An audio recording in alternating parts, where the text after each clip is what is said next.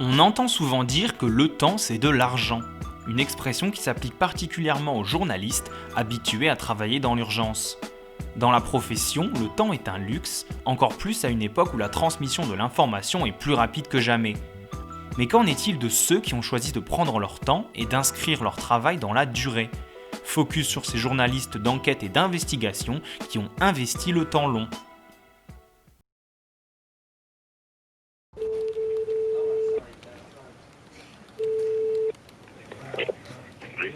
Oui, bonjour Monsieur Sarkozy, c'est Élise Lucet, Cache Investigation.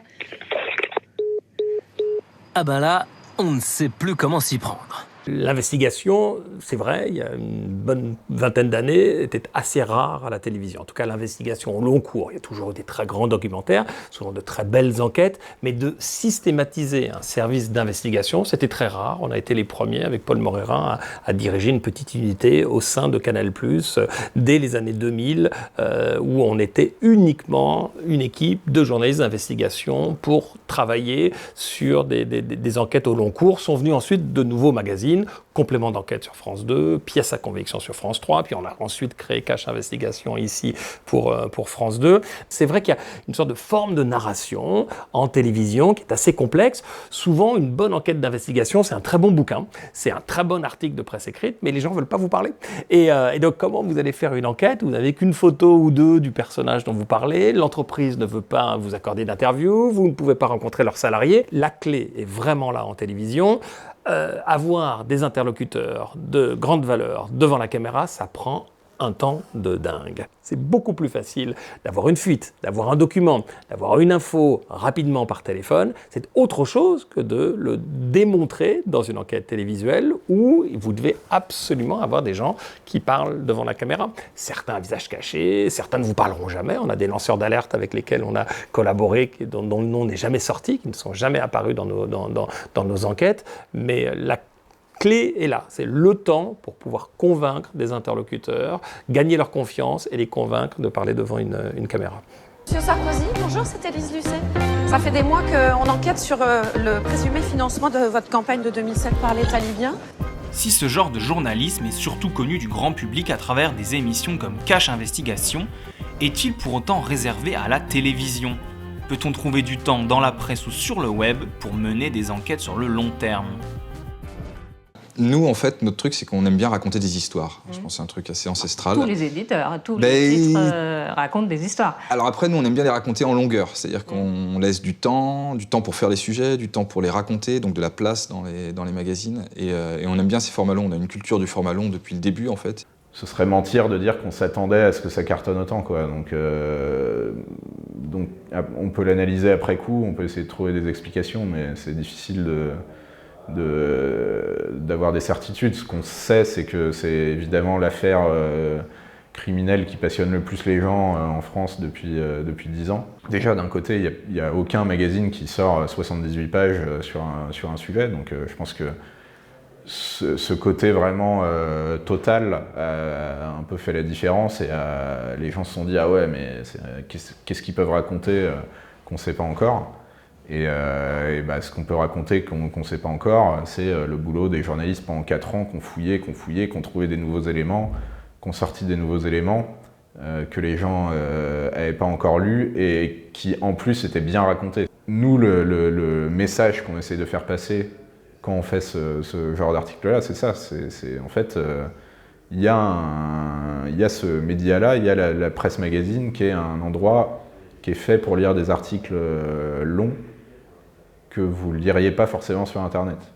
Je suis responsable du service qui s'appelait à l'origine les Nouvelles Écritures, qui avait été créé par Jérôme Casadieu pour justement essayer de fabriquer des longs formats qui ont très vite pris le nom d'Explore. Donc c'est un petit service, on n'est que 4. En fait, il y a 2 graphistes créatifs et puis on est 2 journalistes, reporters, à la fois hommes de terrain et hommes de bureau. Et on existe depuis maintenant 7 ans. Je crois qu'il y a la conjonction de 2 choses. La première chose, qui est un truc qui a marqué un peu tout le monde de la presse, c'est le premier long format du New York Times, qui s'appelait Avalanche et qui était consacré à la formation et au développement des avalanches en montagne, en fait, et qui était le premier long format, enfin tel qu'on l'a conçu nous, qui démontrait qu'on pouvait faire un travail multimédia, c'est-à-dire à la fois avec du texte, avec des animations, avec des graphiques, et puis avec de la vidéo. Il n'y en avait pas beaucoup en France à l'époque. Il y avait des web documentaires, il y en avait pas mal qui étaient des espèces de cheminements un petit peu personnels, où on choisissait à certains moments d'aller dans telle direction ou dans telle direction par rapport aux productions. Et là, ce n'était pas tout à fait le cas. L'idée, c'était vraiment de développer un long format qu'on puisse suivre un peu comme on suivait un texte sur le papier. On était parmi les premiers à faire ça. Il y a pas mal de gens d'autres journaux qui venaient nous voir pour regarder comment on fonctionnait. On leur disait notamment que notre travail, c'était ça, c'était uniquement faire des explores. Et souvent, eux, ils nous disaient, mais alors, moi, je travaille pour tel journal ou tel journal, on me demande de faire des formats longs, en plus de mon travail classique d'éditeur ou de reporter, tout comme ça. Donc ça voulait dire à la fois qu'il n'y avait peut-être pas beaucoup d'argent et qu'il n'y avait fatalement pas beaucoup de temps pour les faire. Si on veut que les produits soient beaux esthétiquement, graphiquement et dans leur contenu, il faut y passer du temps, il n'y a pas de secret. Le journalisme de temps long existe donc sous plusieurs formes différentes. Mais en fonction du sujet de l'enquête et du format de diffusion, la gestion du temps n'est pas la même pour tous. De quelques mois à plusieurs années, il faut parfois s'armer de patience et redoubler d'efforts pour réussir à le mettre à profit. On ne fait pas du journalisme d'enquête sérieusement, juste avec une souris, en se baladant et en posant 3 questions et en sortant une info en 10 minutes. C'est absolument impossible. Nous, ici, à Première Ligne, les enquêtes sur lesquelles on travaille, elles durent au minimum 4 mois. Lorsqu'on travaille pour Envoyé spécial, c'est minimum 4 mois, 5 mois d'enquête. Lorsqu'on travaille pour Cache Investigation, c'est 1 an d'enquête. L'enquête que je viens de terminer sur l'industrie pharmaceutique, c'était 1 an d'enquête. Les 5 documentaires que nous avons coproduits avec Nova Productions pour Netflix, c'était chacun 1 an d'enquête. Je viens de travailler là pendant 1 an sur l'industrie pharmaceutique. On a enquêté sur 7 laboratoires, 7 des plus grands laboratoires au monde. Il n'y en a qu'un seul qui parle. Uniquement, c'est le laboratoire français, d'ailleurs c'est Sanofi. C'est le seul laboratoire qui nous a permis d'interroger l'un de leurs porte-parole. Tous les autres laboratoires, c'est des négociations extrêmement longues, des refus d'interviews, des interviews sur papier. J'ai pris contact avec eux très rapidement, bien avant le démarrage du montage, bien avant la fin du documentaire. Et il a fallu 4 mois. 4 mois de négociations très polies, très feutrées, avec ce qu'on appelle des spin doctors, donc des conseillers en communication. Le problème entre actualité chaude et actualité froide, il s'est posé très vite, notamment parce que pour développer un explore, on avait besoin de beaucoup de temps. Parce que c'est un travail très long à la fois de récupération d'infos, d'écriture, de montage, des choses comme ça, et de développement, de création graphique et de développement. Et en gros, on s'est aperçu qu'il nous fallait au moins 1 mois, voire plus, entre l'idée de départ et la réalisation. Sauf que dans ce mois-là, on soustrait ou on omet de parler du travail journalistique qui est soit en amont, parce que entre le moment où une idée et puis le moment où l'explore sort, il peut se passer plusieurs mois. Par exemple, l'année dernière, on en a fait un sur la conquête spatiale. En fait, on peut dire que la production du truc, ça nous a pris 1 an. Tu as toujours 1 semaine de développement, donc c'est incompressible parce que c'est 5 jours, c'est pas énorme. Tu as au moins 1 semaine ou 15 jours, mais la deuxième semaine, elle est mélangée au temps d'écriture, de création graphique, parce que chaque explore a sa propre identité graphique. Ça, on a toujours voulu que ce soit le cas. Donc, il y a un gros travail de direction artistique et de graphisme, plus les montages vidéo, les tournages, et puis les captations de matériel même écrit. Tout ça, ça prend beaucoup de temps. Régulièrement, on s'est dit, mais on devrait essayer de faire des explores par rapport à une actualité chaude. On a essayé une fois.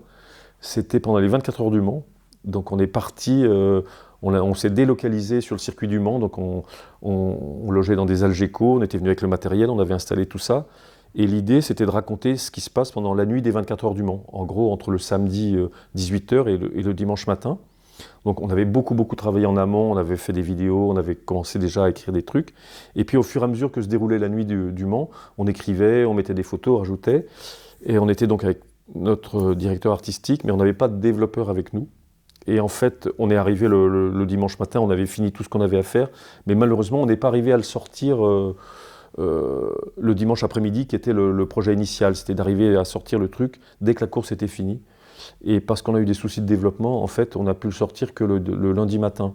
Donc il était très bien, et même le lundi matin, technologiquement, c'était une prouesse, mais on avait raté un petit peu notre ambition et notre but. Quand on regarde les interviews qui avaient été données au moment du lancement de Society, on voit que Franck Hanès, qui est le directeur de la rédaction, disait déjà dans les interviews « on veut faire un gros papier sur Xavier Dupont de Ligonnès ». À l'époque, il disait « on veut le retrouver ».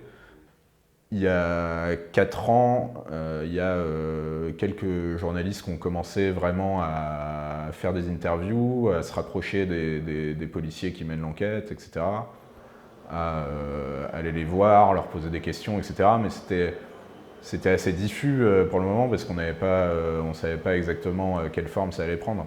Et en fait, ça a été une espèce de fil rouge pendant assez longtemps. Le déclic, ça a été l'arrestation de Guy Joao, donc la fausse arrestation de Xavier Dupont de Ligonnès en novembre, je crois, 2019, où là, en fait, ça a été un peu le branle-bas de combat, parce que du coup, ces 3 journalistes qui avaient passé des années à enquêter là-dessus se disaient, en fait, s'il est arrêté maintenant, à la fois, c'est fou, et en même temps, c'est un peu dommage d'avoir bossé pour rien pendant des années. Donc, quand on a vu que c'était en fait totalement bidon, on s'est dit, bon là, il faut qu'on accélère sur le truc. À l'arrivée, je pense qu'on sera à 400 000 en cumulé des deux, donc 200 000 de chaque à peu près, quoi. Donc voilà, ça fait à peu près 4 fois plus que d'habitude, quoi. Ce qui est énorme, quoi. Enfin, depuis qu'on est dans la presse, même SoFoot, il y a eu un moment où ça cartonnait vraiment, enfin il y a une espèce de pic et on n'a jamais vendu autant de numéros d'un magazine. Il faut alors se poser la question suivante. Le temps pris à enquêter en vaut-il vraiment la peine ? Le journalisme a-t-il quelque chose à gagner à prendre son temps et à s'extraire de la course à l'information ?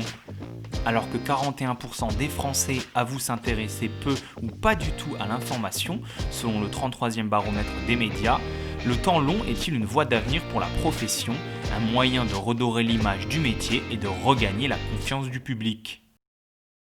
Ce qui a changé depuis 20 ans dans l'investigation, c'est l'intérêt du public, absolument indéniable. Regardez le succès extraordinaire de Mediapart. Lorsque Le Monde, lorsque Libération, lorsque le Figaro sortent de grandes enquêtes, ils augmentent leurs ventes. Il y a une demande très importante du grand public, des citoyens, d'une investigation libre, indépendante. Nous, on l'a vu avec le succès de Cache Investigation. Au démarrage, Cache Investigation est un magazine de seconde partie de soirée, certes incarné par Élise Lucet, très connue, mais malgré tout, on est allé sur des enquêtes extrêmement pointues. Et une fois, avec France 2, France 2 décide surtout de dire, prenons le risque, mettons cette enquête en prime time. Et bien cette enquête, ce soir-là, il y avait plus de monde devant France 2 que devant TF1. C'est-à-dire que l'enquête a fait une énorme audience. On ne fait pas des énormes audiences à chaque coup, mais on fait très régulièrement des très bonnes audiences, et c'est la raison pour laquelle Netflix fait également de l'investigation. Il y a un intérêt extrêmement grandissant du public. Ce qui est intéressant, c'est qu'on s'est aperçu aussi que ça faisait venir plusieurs catégories d'internautes différents, c'est-à-dire que très souvent, c'est des gens qui ne lisent pas forcément le papier, qui sont un peu plus jeunes que le lectorat type de l'équipe. Et puis, ce dont on s'est aperçu, c'est que quand on faisait des sujets sur des communautés dont ne parlait pas forcément l'équipe papier, par exemple, on en avait fait un sur le e-sport, qui était un des premiers gros trucs sur le e-sport, on en a fait sur le MMA, et chaque fois, ça faisait venir sur le site de l'équipe des gens qui d'habitude ne venaient pas. Et ce qui est un peu le Graal de tout média, c'est-à-dire à un moment d'arriver à rajeunir ou à régénérer son lectorat. Plus le temps passe, plus j'ai l'impression que les lecteurs ou les internautes ou les télénautes, ils ont envie et ils ont besoin de temps pour lire, pour prendre du plaisir, pour apprendre, pour comprendre, etc., etc. Mais encore une fois, le temps, je disais que c'était un luxe pour nous, les journalistes ou producteurs d'information, mais c'est aussi un luxe pour les gens qui nous lisent. Je suis pas sûr que les gens accordent moins de temps à la lecture de l'information qu'avant, mais par contre c'est beaucoup plus morcelé, il y a des choses partout, donc c'est plus dur d'aller chercher les gens pour leur dire lisez un papier de 30 pages sur un sujet, parce que s'ils lisent un papier de 30 pages, en fait ça prend tout leur temps dévolu à l'information, quoi. Donc ça c'est logique, on peut pas faire grand chose contre ça. Par contre je pense pas que ça tue l'enquête, au contraire, c'est-à-dire que l'enquête est d'autant plus importante quand en fait tout le monde peut un peu être journaliste. C'est-à-dire que l'enquête rappelle quand même que le journalisme est un métier, que si on veut sortir des infos intéressantes, ça prend du temps, ça prend des moyens. On ne gagnera la confiance du public qu'en allant chercher des nouvelles histoires, des personnages très forts, des enquêtes, ce qui est le cœur du métier de nos équipes ici, à première ligne, des bonnes investigations, des bons grands reportages. On gagnera la confiance du public qu'en apportant vraiment du neuf. Cette défiance énorme des médias ne peut être combattue qu'avec une seule chose, des enquêtes rigoureuses et du travail. Et ce travail prend effectivement pas mal de temps.